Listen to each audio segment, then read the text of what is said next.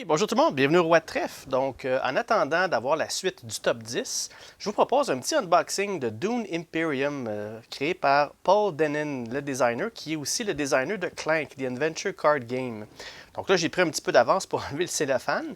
Encore une fois, un gros merci à la boutique La Soirée de Geek de m'avoir fourni la copie. Donc, pour La Soirée de Geek, soyez à l'affût sur leur page Facebook ou leur site internet. Je vais mettre le lien dans le bas. Ils sont sur le point d'ouvrir leur boutique en ligne, leur boutique Pignon sur rue. Donc, à ne pas manquer. Donc, en attendant, allons-y avec l'ouverture de cette petite boîte-là. Comme vous savez, Dune, c'est la franchise. Ce jeu-là est basé en fait sur la franchise, oui, mais plus précisément sur le film de Denis Villeneuve qui va sortir cette année. Donc, vous allez voir là, les personnages, là, vous allez pouvoir reconnaître là, le visage des acteurs qui vont jouer dans le film. Entre autres, là, celui-là ici, je pense qu'il a joué dans La Guerre des Étoiles, un des derniers. Là, je me souviens plus de son nom, Oscar quelque chose. Là. Désolé, j'ai pas le nom avec moi, mais vous allez reconnaître son visage là, facilement. Là. Donc, allons voir qu'est-ce qu'il y a à l'intérieur de la boîte. Qu'est-ce qu'il y a dans Dune Imperium? Parfait. Donc, le livre des règles qui prend toute la circonférence de la boîte. Donc, qualité là, très bonne. Qualité standard pour les livres d'instruction. L'écriture est quand même assez grande. Donc, bien illustré aussi. Donc, j'aime ça qu'on ne s'arrache pas les yeux pour lire les livres d'instruction. C'est sûr que là, le livre de règles il est assez volumineux. Là. Il prend 2 fois la boîte, là, mais je pense que là, il semble assez bien expliqué. Beaucoup d'illustrations. Le texte est assez gros, donc on doit passer quand même facilement au travers de ce livre-là. Là. Donc, on a combien de pages en tout avec ça? En fait, on a 14 pages de texte. Donc, j'aime bien ça. J'ai bien hâte d'essayer ça, ce petit jeu-là.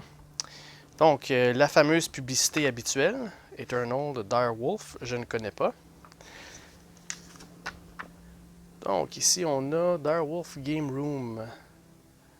Ah, une statue, Bene Gesserit, probablement un personnage du film. Donc, vous voyez, là, comme je disais, là, c'est un des créateurs de Clank aussi. C'est le même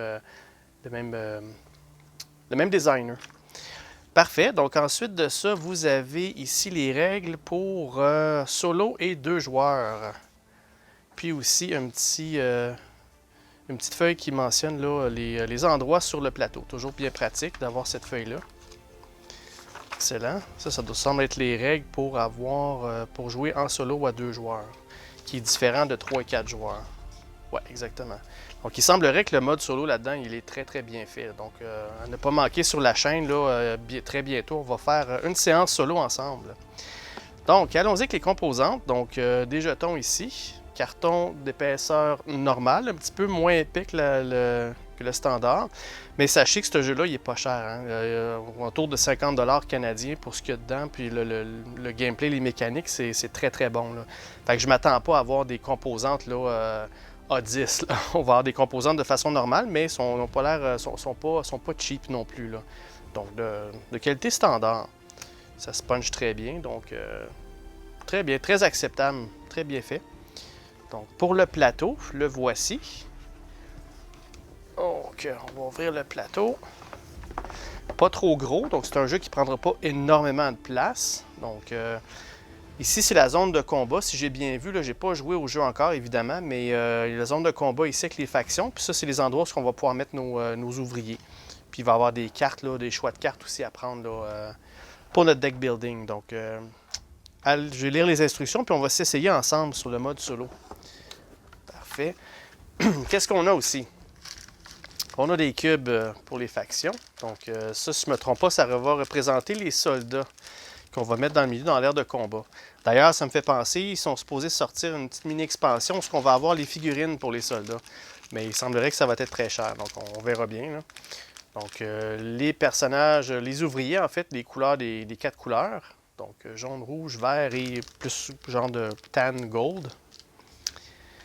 On a aussi d'autres jetons. Couleur en bois, en fait, tout est en bois. Ils vous fournissent un sac de plus, c'est excellent. On aime toujours ça quand ils donnent des petits baggies de plus. Donc, on a les personnages. Donc, le Duc Leto Atreides. Paul Atreides, donc il y a quand même un bon choix de personnages. Baron Vladimir Harkonnen. Je connais pas les personnages. J'ai écouté le film, là, je pense, des années 70 ou 80. C'est le seul film que j'ai écouté. J'ai pas lu les livres, rien.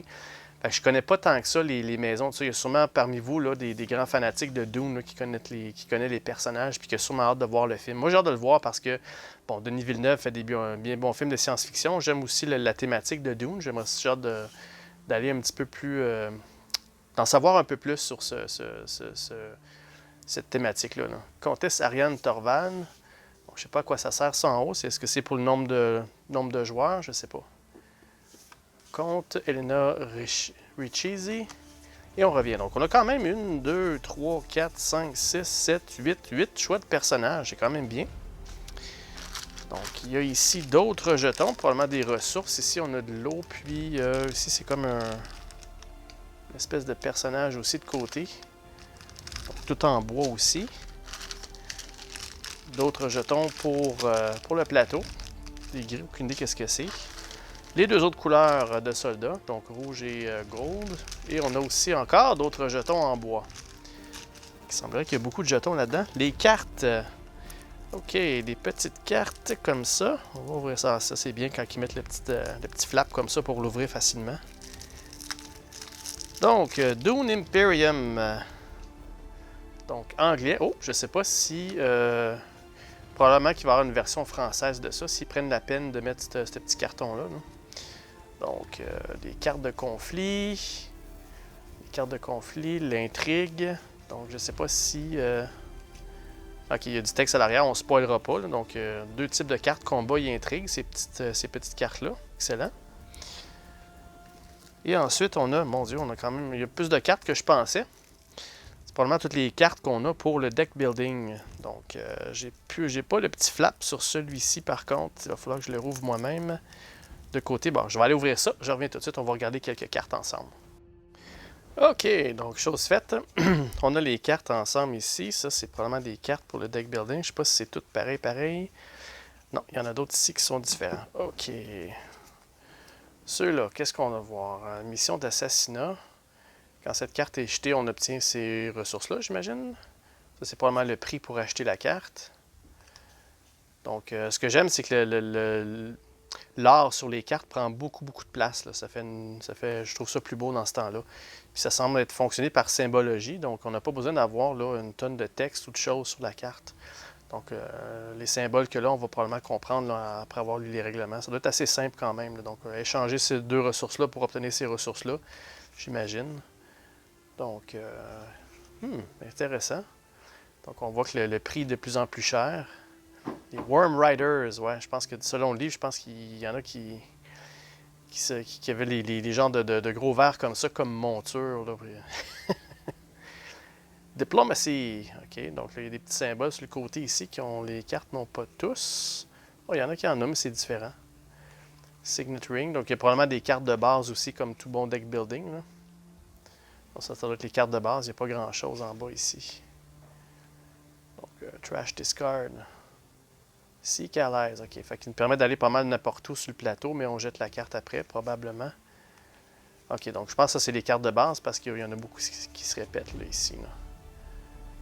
Fold Space. Wow. Ok. Donc, autre que les cartes de base, à partir d'à peu près là. Signet Ring. Donc, on a probablement plus ces cartes-là. Je pense que c'est des cartes qu'on peut vendre. Il faut déjà regarder dans le livre lesquelles sont les cartes là, de base. Là. On doit en avoir au moins là, 4. 4 sets de chaque. Donc, Spice Hunter. Fedaykin Death Commando. OK. Donc, ça vous donne une petite idée là, que l'art du jeu. Là. Donc, quand même bien fait. Je trouve ça beau. Donc, j'ai bien hâte d'essayer ça.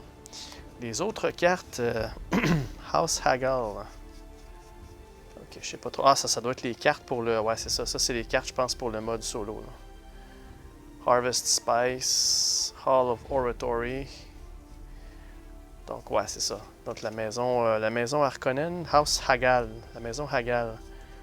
Ok, donc ça doit être l'automa pour le mode solo. Donc, voilà, c'est ce qui vient avec le jeu. Vous avez beaucoup de jetons, le plateau, puis une multitude de cartes. Donc, pas mal standard pour pour une production comme ça. Donc, comme je vous dis, là, pour le prix, là, vous en avez, je pense, pas mal pour votre argent. Les cartes, là, la qualité des cartes est un petit peu mince.